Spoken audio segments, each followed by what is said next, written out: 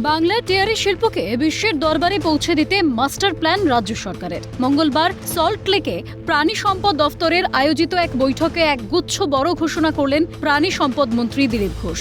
1950 সালে গোরক্ষা আইন নিয়ে মঙ্গলবারের বৈঠকে আলোচনা হয়। বিশেষ করে বাংলাদেশ সীমান্তে গরু পাচার এবং যে কোনো ধরনের বেআইনি গোহত্যা বন্ধে রাজ্য প্রশাসন এখন থেকে আপোষহীন। এই বৈঠকে গরু প্রতিপালন এবং গোরক্ষা আইন সম্পর্কিত একাধিক বিষয়েও অবগত করেন দিলীপ ঘোষ।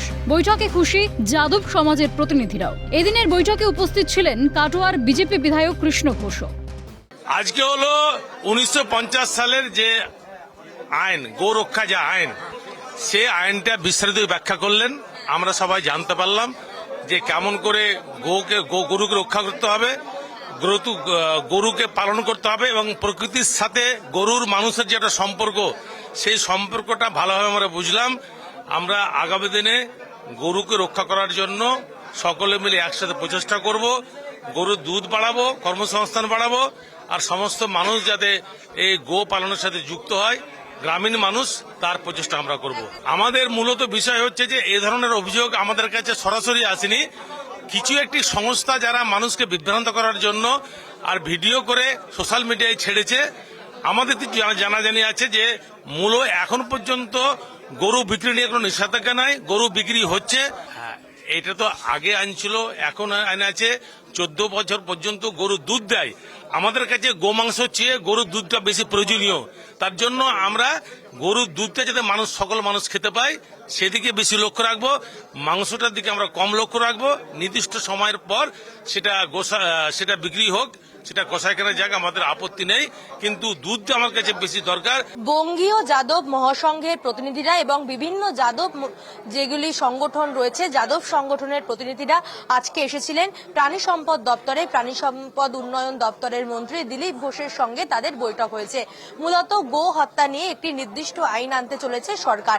14 বছরের নিচে কোনো গরুকে হত্যা করা যাবে না এবং পাশাপাশি কি আইনে রয়েছে, 1950 সালে যে আইন প্রণয়ন করা হয়েছিল সেই আইনে কি বলা হয়েছে তা নিয়েই আজকে মূলত যাদব সমাজের যারা প্রতিনিধিরা রয়েছেন তাদের সঙ্গে একটি বৈঠক করেন দিলীপ ঘোষ। মন্ত্রী দিলীপ ঘোষ স্পষ্ট জানিয়ে দিয়েছেন, আমাদের ডবল ইঞ্জিন সরকার এখন কেন্দ্র সরকারের প্রজেক্টের সঙ্গে প্রয়োজনে রাজ্যের তরফ থেকেও বিভিন্ন প্রজেক্ট চালু করবে, যাতে গোপালন থেকে আরম্ভ করে ডেয়ারি এই সমস্ত কিছুই ঠিকঠাক চলে। কেন্দ্রীয় প্রকল্প গোকুল মিশন চালু হবে রাজ্যে। এর মধ্যে অনেক প্রজেক্ট রয়েছে, শুধু বাণিজ্যিক উন্নয়নই নয়, মানবিক দিকটিও নজর এড়ায়নি সরকারের। বৈঠকে উপস্থিত গৌশালার প্রতিনিধিদের সমস্যার কথা শুনেন মন্ত্রী এবং তাদেরকে দেওয়া প্রতিশ্রুতিগুলি হল উন্নয়ন, প্রজনন ও দেশি গরুর বংশ বৃদ্ধিতে বৈজ্ঞানিক প্রযুক্তির ব্যবহার।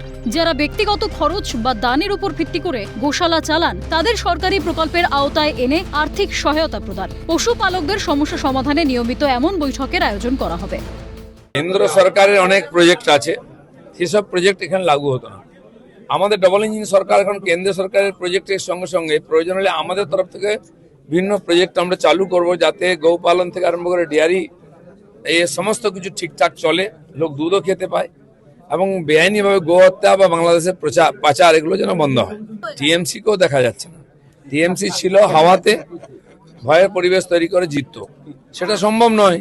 ওখানকার লোকের জবাব দেবে ভোটেতে, সেজন্য টিএমসি কোথাও নেই, ওখানেও নেই। গৌশালার লোকেরা এখানে এসেছিলেন, গো পালন করে, বিশেষ করে গৌশালাতে যে গরু দুধ দেয় না, বয়স্ক গরু রাখেন, নিজেরা খরচা করেন, লোকের দান ধ্যানে রাখেন। কেন্দ্র তার জন্য গোকুল মিশন করে অনেক প্রজেক্ট রেখেছে। আমাদের সরকারও সাহায্য করতে চায়, সে ব্যাপারে ওনাদের মতামত শোনা হলো। আমরা কি কি করতে পারি সে ব্যাপারে জিজ্ঞেসও করেছি, আর কেন্দ্রীয় প্রকল্প যাতে সুবিধা পেতে পারেন তারও কথা হয়েছে।